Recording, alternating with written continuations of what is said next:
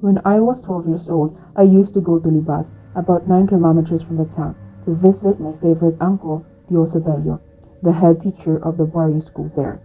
I liked going to Libas because of the many things to eat at my uncle's house: cane sugar syrup, candied meat of young coconut, corn and rice cakes, ripe jackfruit, guavas from trees growing wild on the hill, not far from Tio Sabello's house.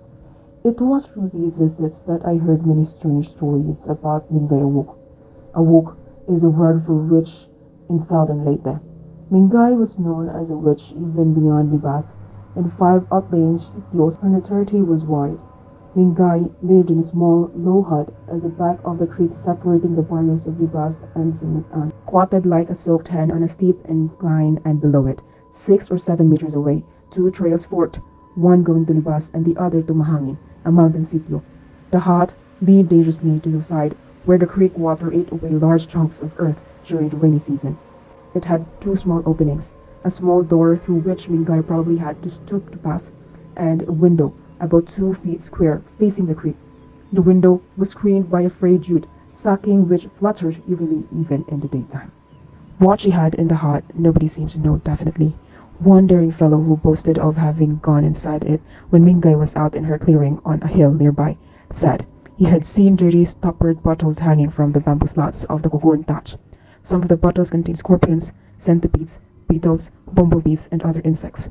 Others were filled with ash-colored powder and dark liquids. These bottles contained the paraphernalias of her witchcraft. 2 or 3 small bottles she always had with her hanging on her waistband with a bunch of iron keys, whether she went to her clearing or to the creek to catch shrimps or gather freshwater shells, or even when she slept.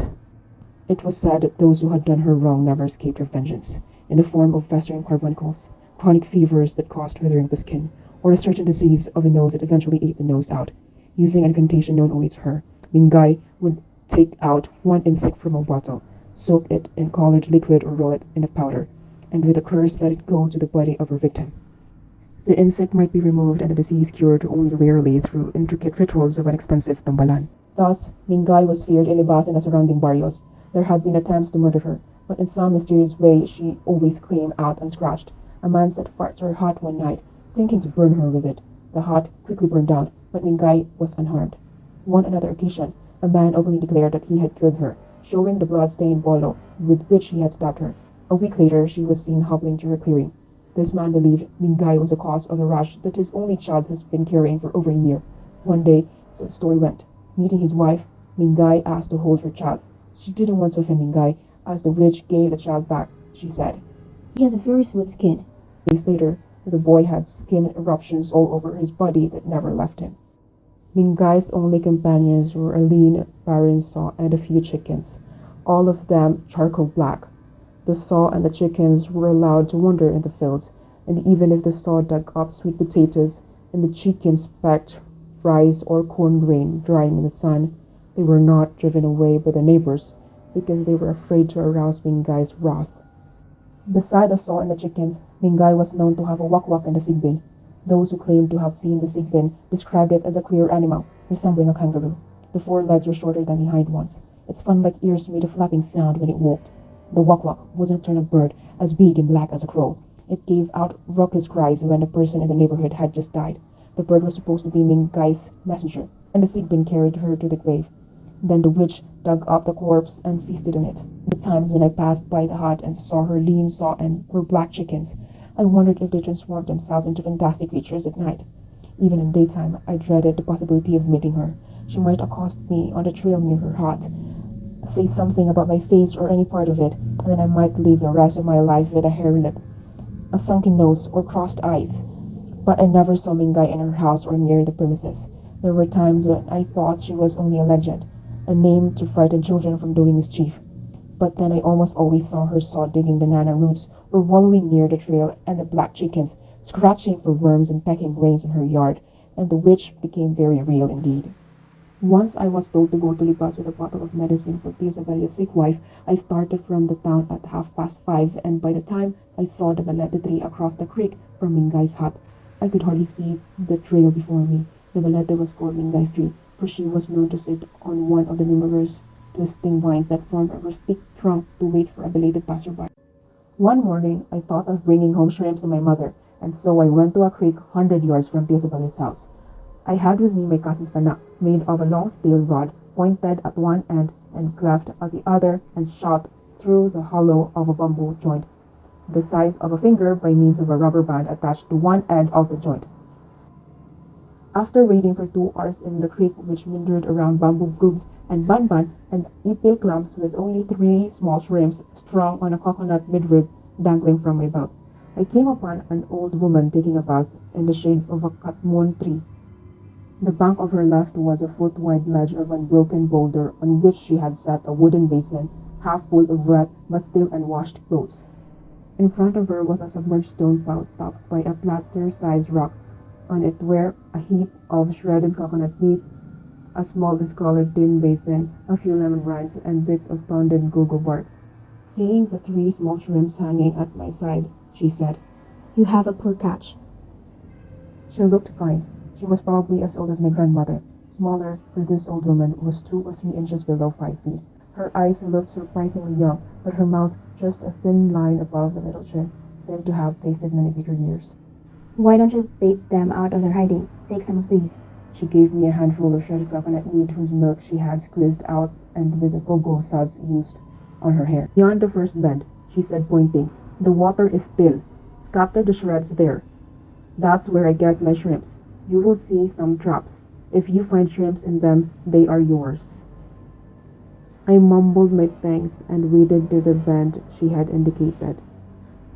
I scattered the coconut shreds around, and not long after they had settled down, shrimps crawled from bowls under the bamboo and cutmon roots and from the crevices of the boulders. It did not take me an hour to catch a midrib full, some hairy with age, some heavy with eggs, molters, dark maggots, leaf green shrimps, speckled. I saw 3 traps of woven bamboo strips, round-bellied and about 2 feet long, 2 hidden behind a cotton root. I did not disturb them because I had enough shrimps for myself. No, no, Ite. Your mother will need them. You don't have enough. Besides, I have freshwater crabs at home. She looked up at me with her strange young eyes and asked, Do you still have a mother? I told her I had, and a grandmother too. You are not from Libas, I think. This is the first time I have seen you. I said I was from the town, and my uncle was the head teacher of the Libas Barrio School. You remind me of my son when he was your age. He had bright eyes like you, and his voice was soft like yours. I think you are a good boy. Where is your son now? I have not heard from him since he left. He went away when he was 17. He left in anger, because I didn't want him to marry so young. I don't know where he went, where he is. If he's still living, She went on. he'd be as old as your father may be. Many times I feel in my bones he is alive and will come back before I die. Your husband is still living? He died a long time ago when my boy was 11. I'm glad he died early. He was very cruel. I looked at her, at the thin mouth, wondering about her husband's cruelty, disturbed by the manner she spoke about it. Do you have any other children? I wish I had. Then I wouldn't be living alone. A woman her age, I thought she would be a grandmother and living among many children. Where do you live? She did not speak, but her strange young eyes were probing and looked for stake in the old woman's face. Not far from here.